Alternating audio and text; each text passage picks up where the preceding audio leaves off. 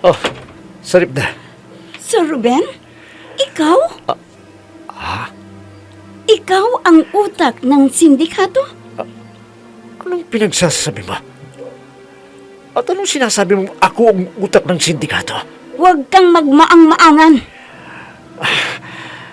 Tinutukan mo ako ng baril. Akala ko kakampi kita. Yun pala, kalaban ka. Kinasam mo ang baril mo. Seryoso ka? Para sabihin ko sa'yo, hindi ako basta-basta kinakasa ng baril ng kung sino-sino lang. Ngayon, ako naman. Sige! Magpatayan kayong mag-ama! Dahil ang mabubuhay sa inyo ay siya kong papatayin! Nicole! Salip na! Salvasyon!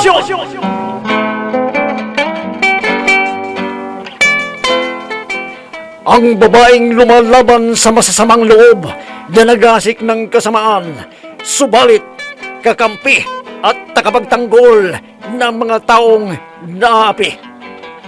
Salip na! Salvasyon! Matapang at galit sa mga taong lumalabag sa batas at ipinagtatanggol ang katotohanan. Salip na! Salvasyon! Inihahandog sa inyo ng F3 Recording Studio para sa pambansang radyo ng Pilipinas, Bombo Radio Philippines. Salip na! Salvasyon!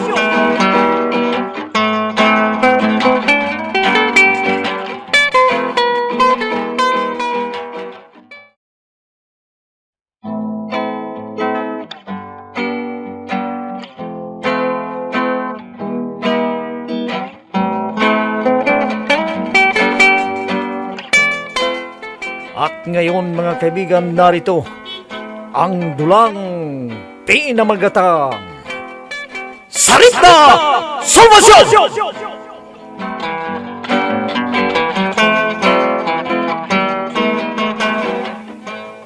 Bakit, senyor? Dahil lamang ba sa nagkataong umalis ang aking apo nitong may nawawalang malaking halaga? Kaya ka sumasang-ayon sa pagbibintang sa kanya. Ni hindi mo ba siya nakakausap sumang-ayon ka na agad na siya nagnakaw ng pera? Nasaan ang due process dito, senyor? Ihabla mo muna ang aking apo. At kung mapatunayan ninyo na siya ngang nagnakaw, ay napakalaking halagang yan. Saka ninyo sabihin, siya ang magnanakaw.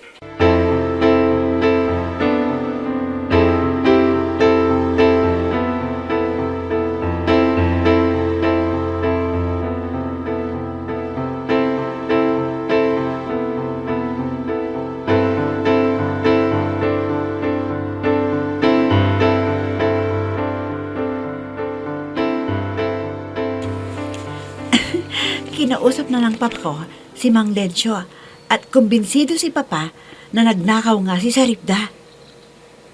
Anong susunod natin gagawin? Ano pa? Di ang nauna nating plano. Ako na ang magmamay-ari ng hasyendang ito. Ikaw lamang ba? Siyempre, tayong dalawa. Pero saka ka magbunyi kung naisali na sa pangalan nating dalawa ang buong asyenda. Kung ganun, kumilos ka na sa lalong madaling panahon para maangkin na natin ang hasyenda.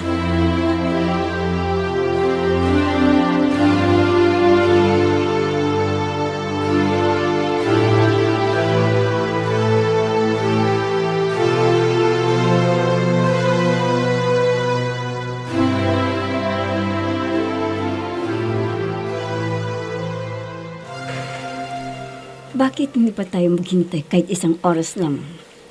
Malamang ay nag-uusap-usap pa sila. Magandang idea yung sinabi mo, miss. Bakit hindi? Ano nga ba naman ang isang oras na pag-iintay habang iniintintin mo ko. Hindi ba, miss? Beautiful. Ubarin mo muna yung damit mo. Para exciting. Sige na! Ubarin mo na yung damit mo at magsayaw ka sa harapan ko. At pagkatapos halikan mo ko.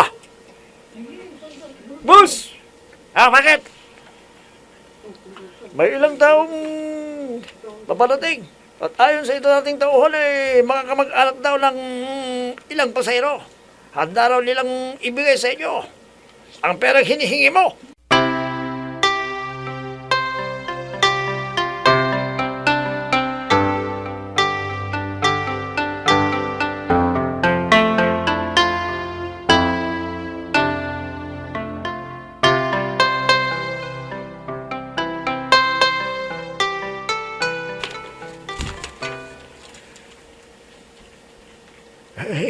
Ano pang ang silbi ng pagiging katiwala ko sa malaking bahay kung pagbibintangan lang nila ang aking apo na magnanakaw. Hindi ko maatim na manilbihan pa sa malaking bahay na ito. Lolo Densyo! Si David. Lolo Densyo? David, ikaw pala. Tinanghali yata kayo ng pasok sa malaking bahay, Lolo. Hindi na ako papasok. Ano pong ibig din sabihin?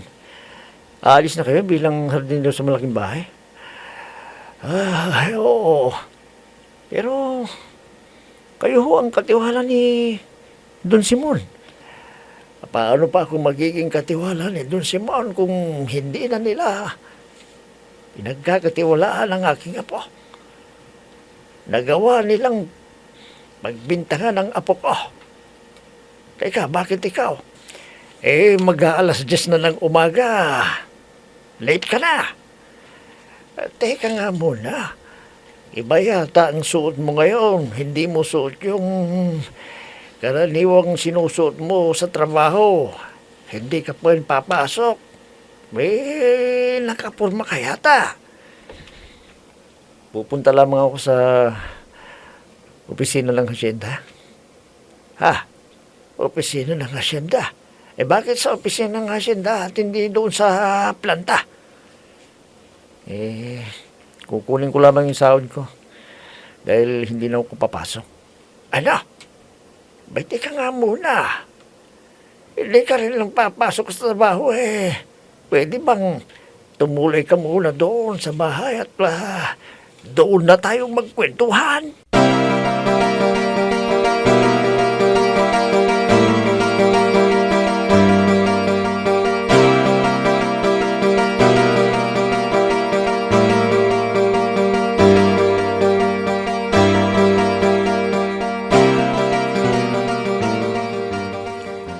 Mabuti na lamang at may dumating na kamag-anak ng ilang pasahero. Kahit hindi natuloy ang pinapagaw sa akin ng pumag nito. Pero siguradong ipapagana naman sa akin yun kapag bumalik siya dito. Kaya't kailangan makaisip ako ng paraan. Dahil kahit may alam ako sa martial arts, anong laban ko? Kung baril na ang nakaumong sa akin, kailangang makatakas ako dito.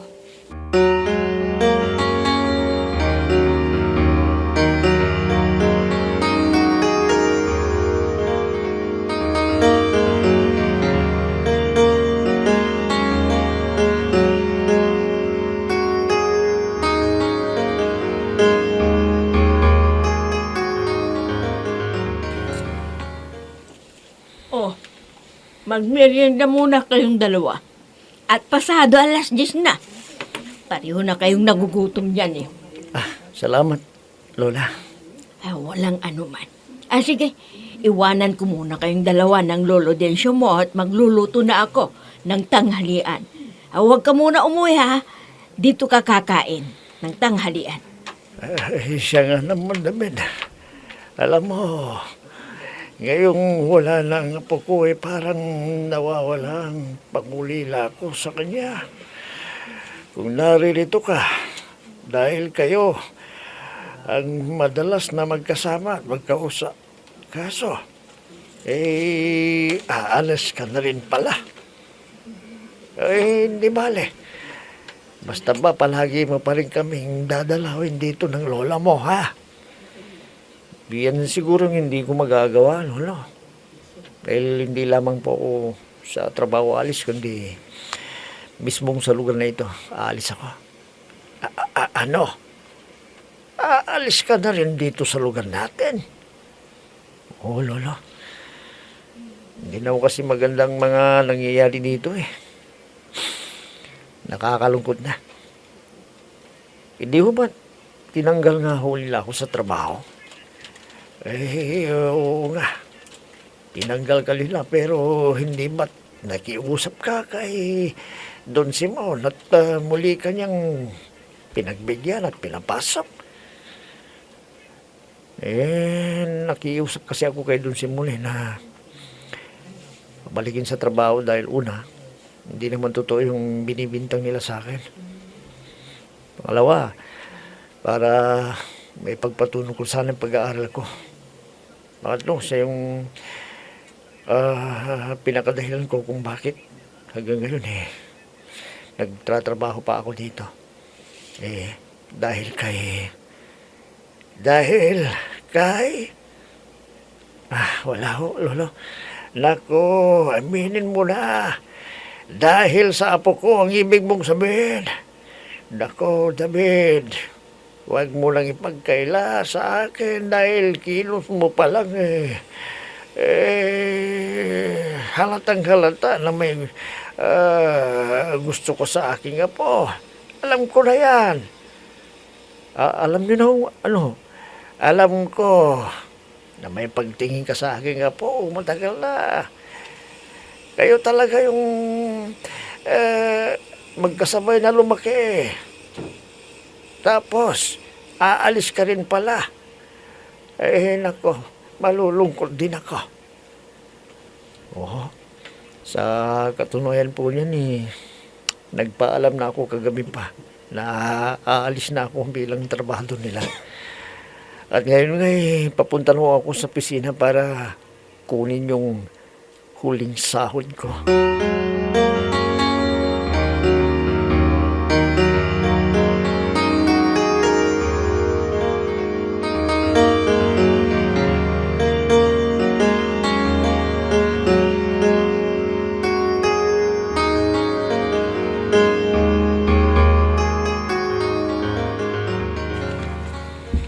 Anong sinabi mo?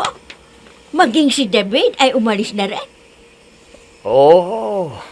Ano pa nga bang aasahan mo kundi aalis na yun. Wala na dito ang apo mo na inspirasyon niya. Di aalis na rin, lalo na't hindi na si Don Simon mismo ay namamahala ng planta, kundi si Nicole. Sa bagay. Mula na ngang si Nicole ang namahala marami ng trabahador ang umalis. Ang pinagtataka ko lamang ay bakit sila umaalis, mabait naman si Nicole. Yun ang akala mo. Oh, hindi ba?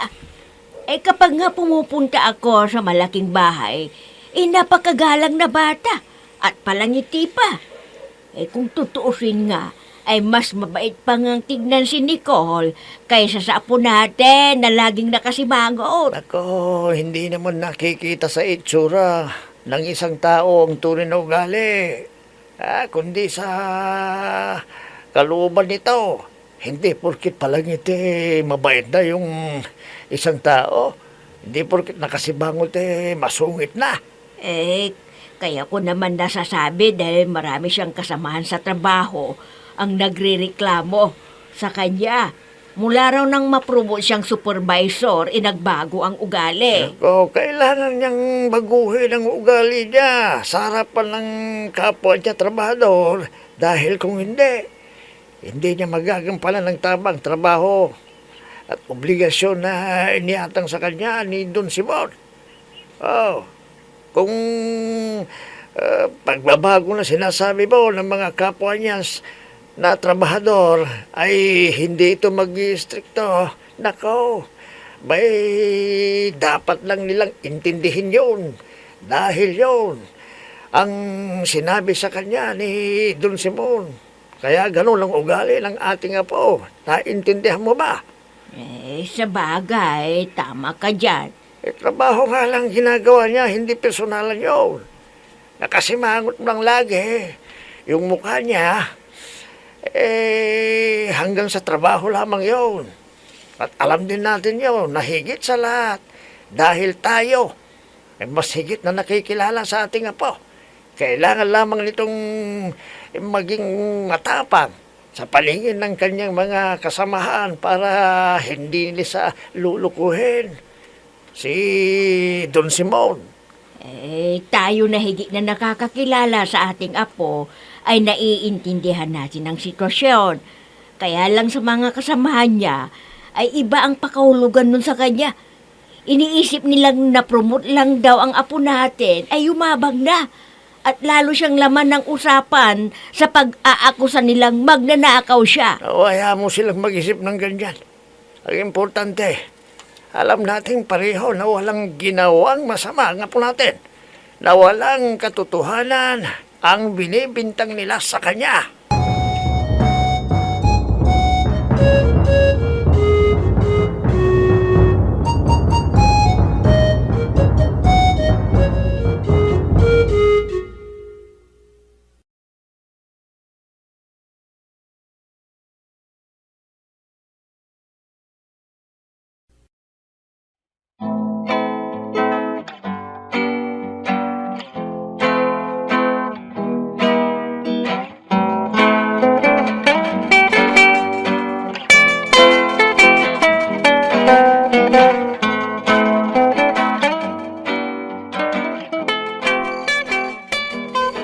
Gabi na.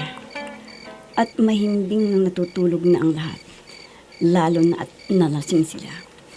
Agad silang bumili ng alak nang maibigay sa kanila ang tubos ng ilan sa mga kamag-anak ng mga trabahador. Kailangang makatakas ako sa gabing ito. Pero paano? Marami pang bihag na ang naiwan sa hideout na ito. Ang mga tulisan. Kawan naman sila. Hindi kami makakatakas ng sabay-sabay. Kailangang mauna ako para makahingi ako ng tulong sa kinauukulan. Paano kaya ako tatakas? Nakandaduhan itong kwartong ito. Teka, tiyalo silang pala ang nakakabit sa bintanang ito. Teka nga, titingnan ko kung gaano kataas ang kinatatayo ang kumulad dito. Hindi nang pala ganoon kataas ang bintanang ito mula sa lupa. Tansya ko ay 3 metro lang ang distansya mula dito sa itaas. Kayang-kaya kong lundagin. Tama. Magandang pagkakataon ang gabing ito.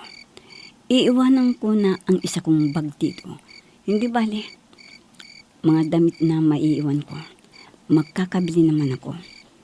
Heto lang maliit na bag ang dadaling ko, kung saan naroroon ang mahalaga kong papeles, para hindi ako mahirapan sa pagtakas. Heto, lulundag na ako ng ganito.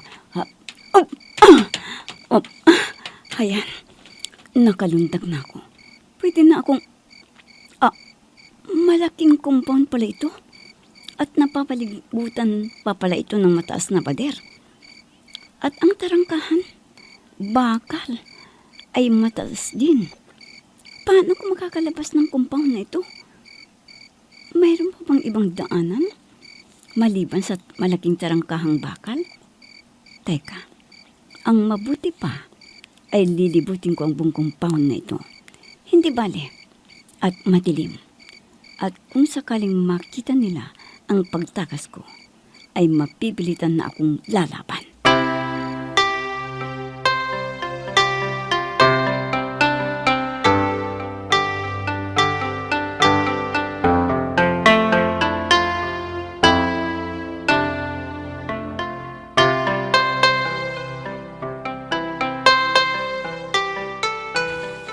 Break time pala mga trabador. Hindi ko kagad naisip na merienda lang pala ang oras na ito. Hindi pa sana ako pumunta rito agad kahit paano eh. Nagtagal pa ako ng kwentuhan ni na lola kanina. At mawawalan pangulo nila ako kay Saripda kung kausap ko silang mag-asawa. David? Narito naman ang bahay ito. David, ano ka ba? Bakit ngayon ka lang dumating? Namiss kita. Namiss kita. O bakit na naman? Lumapit ka na naman. Para mapahamak ako. Hoy, huwag kang mag-alala. Hindi ka na kailangang umarte pa para lamang akong mawala sa trabaho ito. Dahil mag-resign ako. Ano? Magre-resign ka na? Oo, wala ka lang ipapahamak. Good morning. Good morning, Sir Max. Sir Max. Sir pala talaga yung tawag sa kanya. Hindi na nahiya. Oh, natahimik ka na. Tinatanong kita, bakit ka nag-resign? Ibig mo sabihin, hindi ka napapasok dito? Nag-resign na nga ako, hindi ba? Hindi na ako papasok. Kaya ako narito para kunin lang ang sahod ko. Teka, tubagin ka nga dyan. Ba't naroon si Miss Tesorina?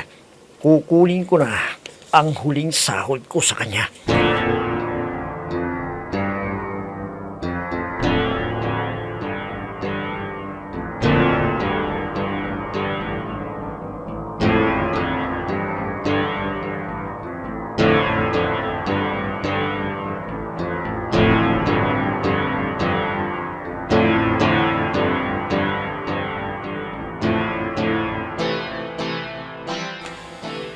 Nalibot ko ng buong compound. Pero talagang nagtataas ang pader ang... Teka. Anong gagawin ko? Paano ako makakalabas sa compound nito? Teka. May puno sa gilid ng pader. Puno pa yata ng mangga. Tama. Mayroon pa yung puno ng mangga. Naabot ang sanga hanggang sa kabila. Pwede kong akyatin ang punong yon hanggang sa makarating ako sa kabila. Tama. Doon ako dadaan. Malapit na ako sa puno ng mangga. Aakyat ako at dadaan ako sa sanga na sumakabilang bakod. Ayaw nang walang hiya! Sinasakasan tayo! Mamili ninyo! Nakita ako!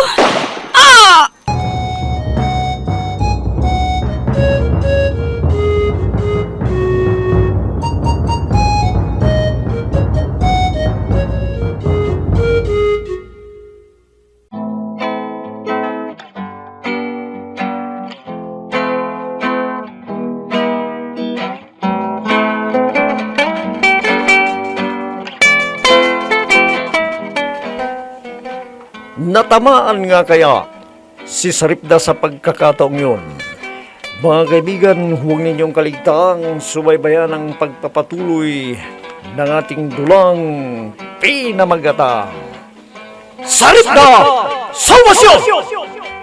Mga nagbibigay buhay, sina Emma Dalupe, Susan Malikdem, Robert D. Guzman, Jun Cabato, Ami Diaz, Oscar Ora, Technical Supervision at sa musika ni Oscar Ora, nilapatan ng tulog ng iyong lingkod.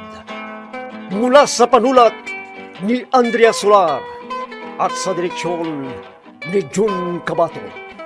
Saripda sa Wasyo! Inihahandog sa inyo ng F3 Recording Studio para sa pambansang radyo ng Pilipinas, Bombo Radio Philippines. Saripda sa Wasyo!